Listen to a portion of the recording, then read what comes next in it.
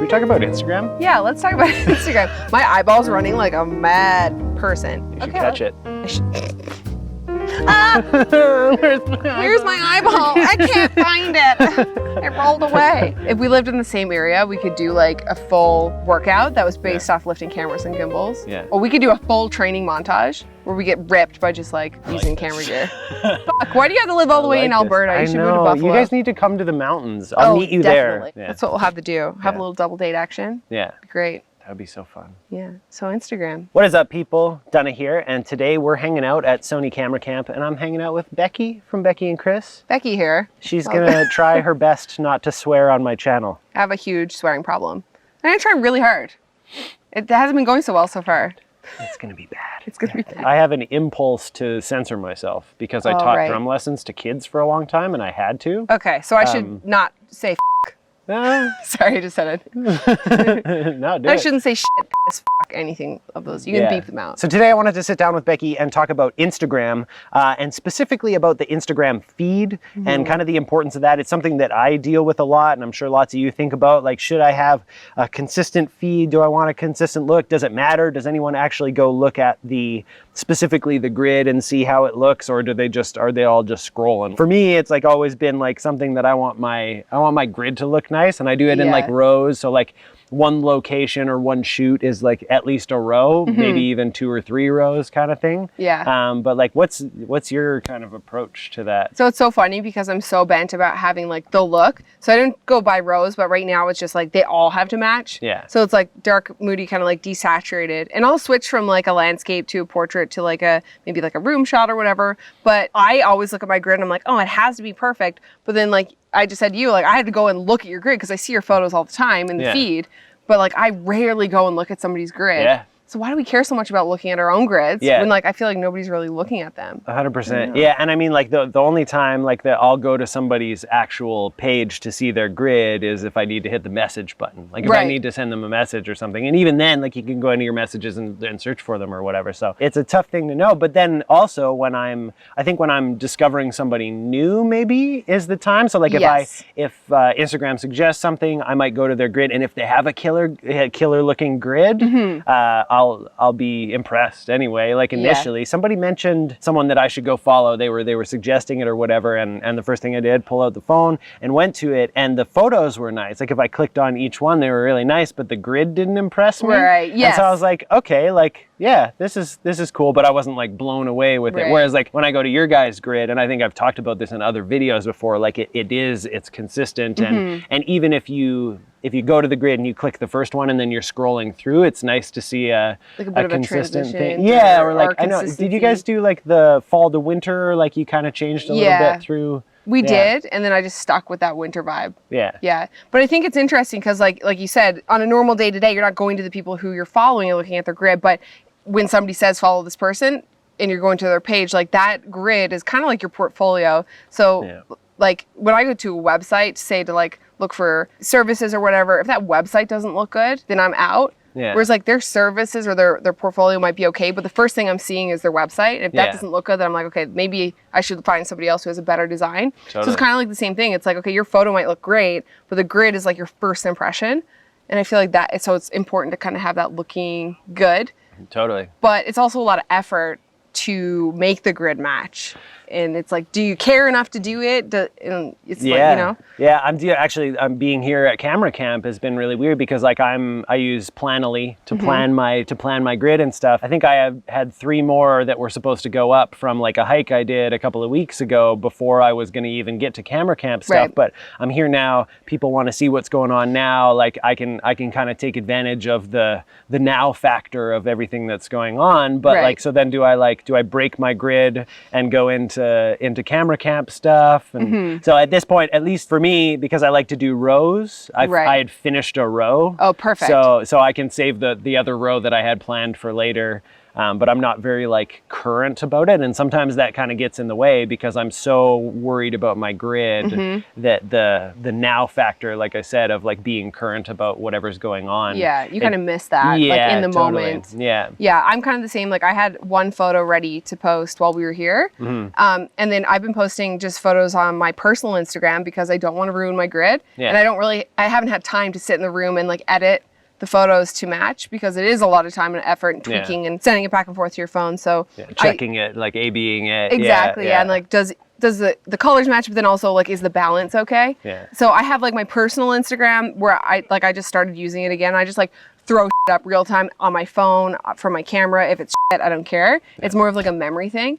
So it kind of like satisfies that like on the fly-ness while also maintaining like the nice grid on my joint Instagram account. I like your personal one too. It's like, Thanks. it's fun to watch. Like it is like almost like, it's like vlogging versus like studio videos almost. Yes. Like the two different accounts. The personal one feels like vlogging, like I'm following you around in your life and the things that are going on. And then the main account, the Becki and Chris account is like, it's all that dark, moody kind of thing. And it's more like you said, like a portfolio. And it, like, I'm sure that, you know, if anyone is looking for photography or design or whatever, like they'd probably go look at that and are very impressed by it kind of thing. Right. I don't know if I ever told you this. I have a preset that I made in my Lightroom that I just called B and C, and it was me trying to emulate your guys' like grid look kind of thing. And I think it ended up turning into the one that I called Toronto the one that when I was in Toronto, the one that I used for that whole segment kind of thing. It's like an offshoot of the one that started of me trying to steal your guys' look.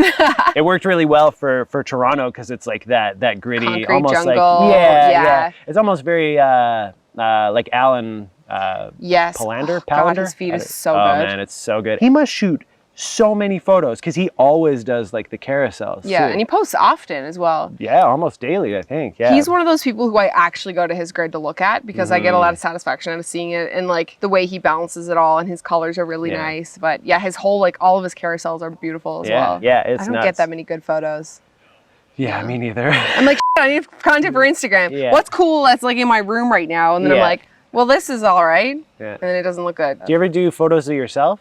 Like, do you do the set it up on a tripod and like timer it or whatever? Like, I've been trying to do more of it because what I found was that our joint Instagram was turning into just photos of Chris, and he also has his own Instagram account. Yeah. So, and Dr. I was like, Chris Nicholas. Dr. Chris for Nicholas anyone is who wants his. to check it out. Yep. It's not as good as hers. Thanks. Wait, I take all of his photos. Yeah, I'm just you're kidding. worse with his. Yeah. You obviously put a lot more effort in. No. Yeah, I just don't. I trash his just so he doesn't get more followers than us. I'm just kidding. Okay. But what were we talking about? I don't know.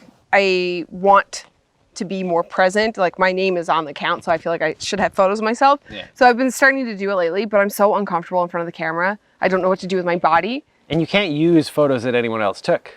Yeah, because they don't match. Because they don't match your stuff. Yeah, that's the thing. That sucks. That's the problem with me too. Is like, you know, I'm sure there are lots of people who took lots of great photos of me out here, but if they don't match my editing style, and you don't necessarily want to be that person who's like, hey, can you send me the raw for that? So I did that with Dylan actually in Toronto because I had that like Toronto preset that I was going to use on everything, and he took that what's now my profile picture with the Canada flag in the background and stuff, and I wanted it to have the same look, and I felt really weird because I was like, hey, I know like your edit is great and stuff, but can you send me the raw so that I can do like my look on it kind of thing? Yeah. I think though, like if you're doing Instagram, people usually understand. Like with like Chris Howe and Lizzie came down when Lizzie Pierce came to visit once, and we were shooting, and I basically just gave Chris my camera and he shot a bunch of photos of us, and then they were on my camera. Yeah. And for him, like I shot a bunch for him and just sent him all the raw files because I knew that what I would do is not what he would do. Like his feed is so punchy and colorful, and ours is so opposite like, of, well, no, it's so punchy, but it's like, it's super so desaturated. Yeah, but it's awkward to ask. Yeah, I do like just like handing somebody a camera and being like, hey, can you take a photo of me on my camera so that we don't have to deal with like file swapping later, and then I'll do the edit. That's kind of the nice thing about having a joint account. I'll be like, hey, Chris, like, can you take a couple of pictures of me?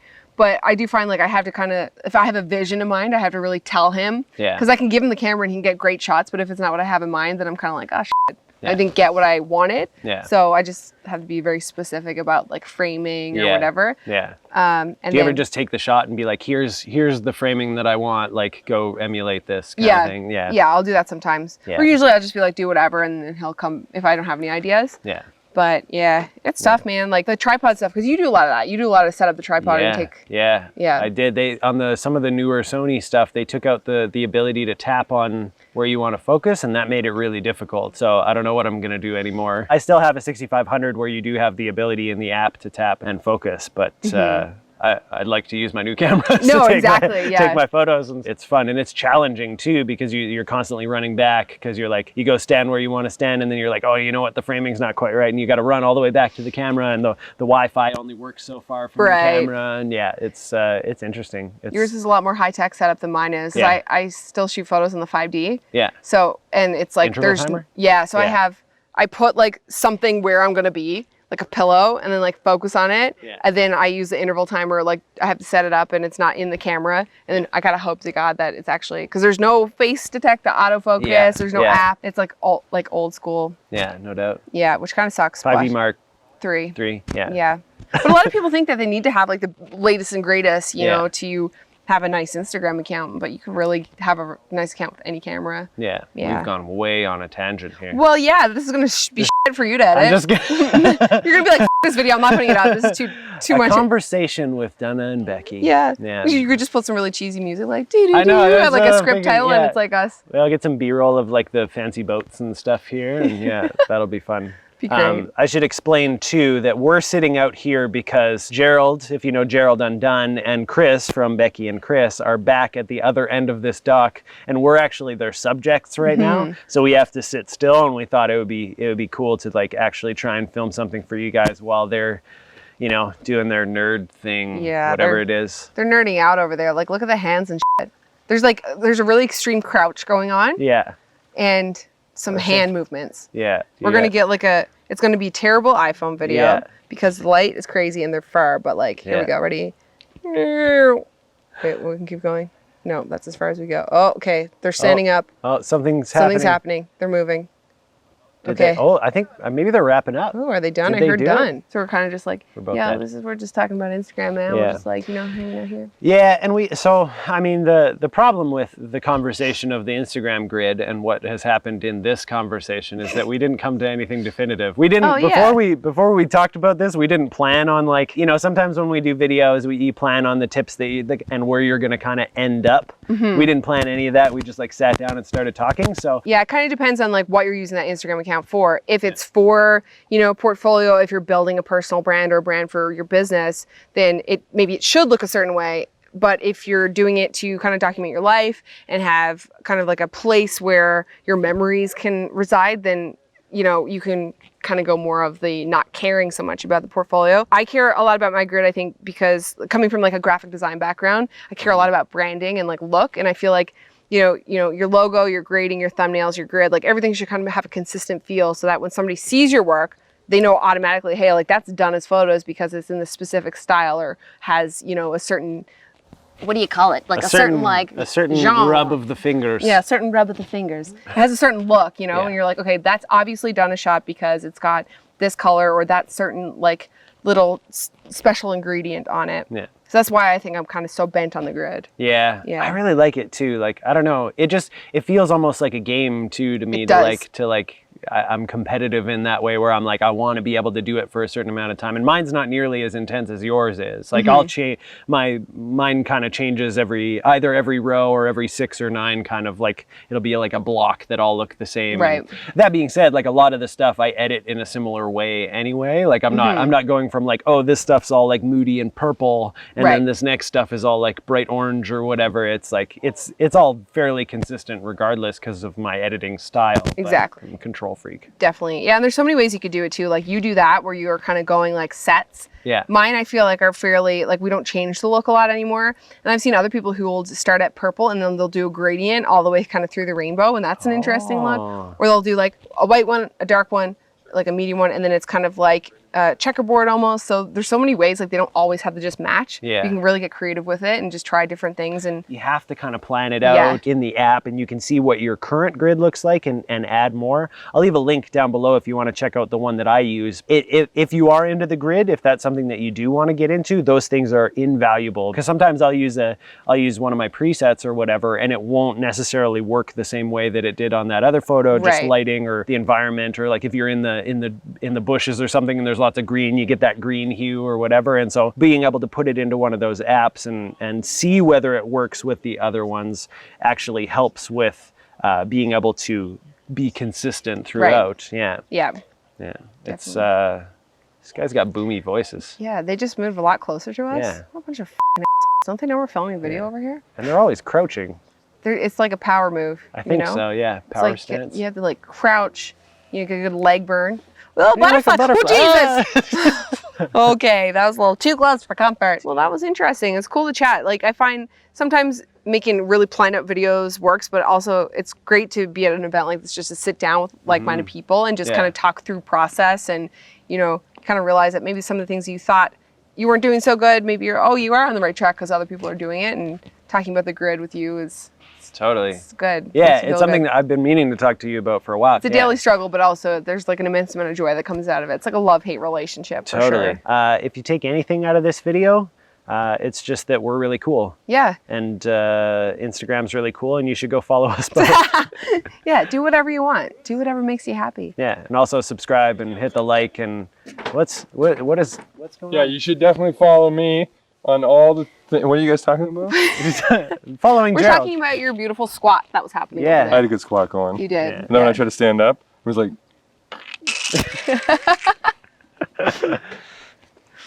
Gerald Undone, everybody. Yep, that was Gerald. Thanks for watching, and I'll see you next time. Goodbye. I feel like I should tell everyone to follow you, but then I feel like it would get really long. Yeah, everybody follow both of us. Everybody's already following her. No. You're famous. You're famous. I'm trying. Get the Jesus. Sorry.